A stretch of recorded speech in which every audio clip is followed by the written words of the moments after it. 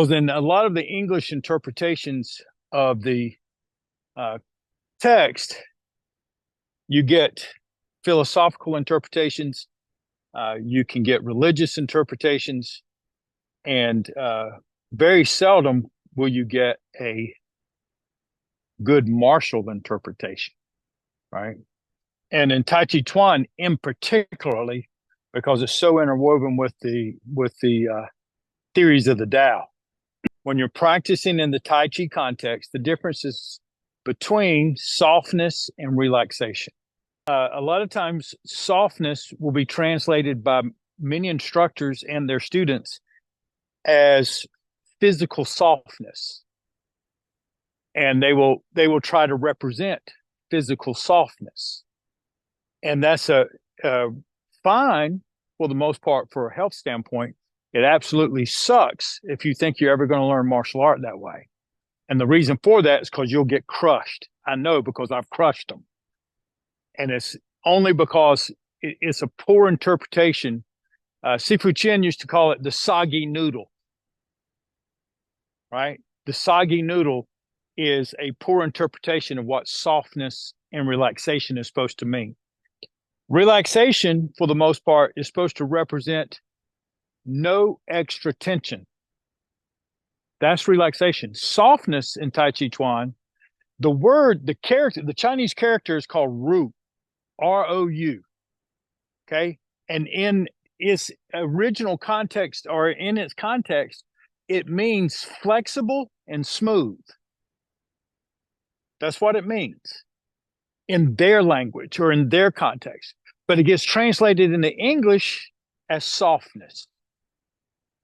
Flexible and smooth. Kind of makes sense that you might interpret it that way, right? But then it loses its essence as far as what you're trying to do. Tai Chi Chuan is built around the practitioner being able to be nimble. Nimble. That's a very specific word. That means it's got character, it's got balance, it's got poise, it's got to be flexible, it's got to be smooth.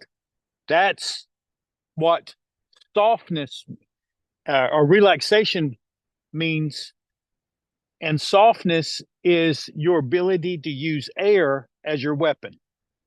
There's nothing softer than air. So if you say it all the time, that Tai Chi Chuan is a Pengqing Chuan. You're trying to learn how to use the softest element that we know, air. An elephant's running right at you. You're standing on the edge of a cliff. When he gets close enough, step to the side, let air do the work. Okay, it's not very complicated. That's why in Tai Chi Chuan, you use space and air to help create a void as your weapon, right? That void is where they've stuck their hand in a little too far in the cookie jar, and now they know that they're screwed. With Chris, now Chris is normally never too soft, probably usually just the opposite, right? But if he was too soft, I could just crush him just like that. Right? Sorry, knocked the air out of him. Right. But the idea, now he just got real tense, right? So that didn't happen again. But the idea is that when you're practicing push hands, you're trying to find the right amount of relaxation and softness. The softness is so that, so for example, go ahead and push me when you're ready. You see him just a little bit.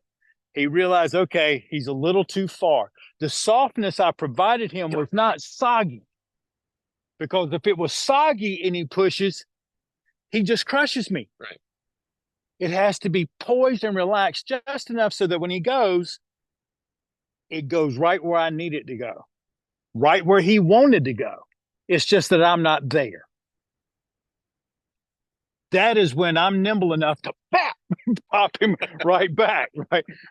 Or take advantage of it and have him going faster than what he ever intended.